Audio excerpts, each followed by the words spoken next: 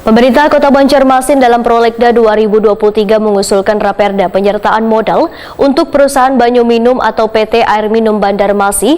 Dari 15 raperda inisiatif yang diusulkan pemerintah kota di Prolegda 2023. Salah satunya yaitu raperda penyertaan modal PT Air Minum Banjarmasin dan raperda penyertaan modal Perumda-PAL Domestik Banjarmasin.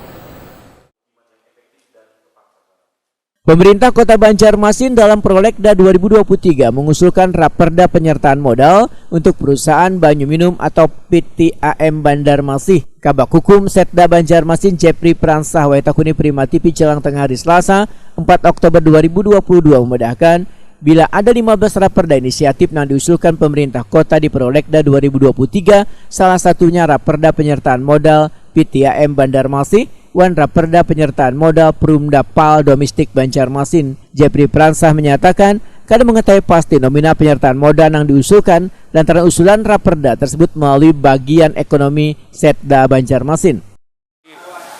Angka itu bisa berubah pada saat nanti difasilitasi oleh provinsi. Jadi bisa turun, bisa naik. Kalau naik nggak, kalau naik kan kita usulan bisa 30 ya. Ada kuota. Tapi waktu di provinsi kan disaring tuh.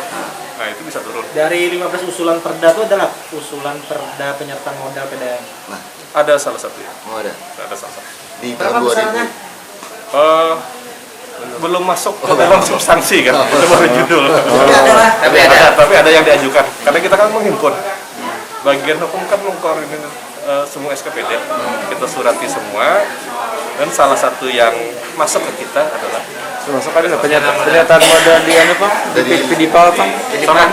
Ada juga.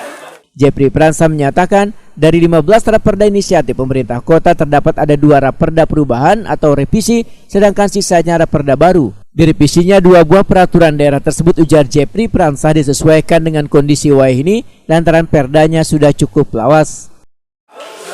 Penyesuaian aja karena perdanya kan sudah cukup lama, contoh kayak pembersihan dan persampahan.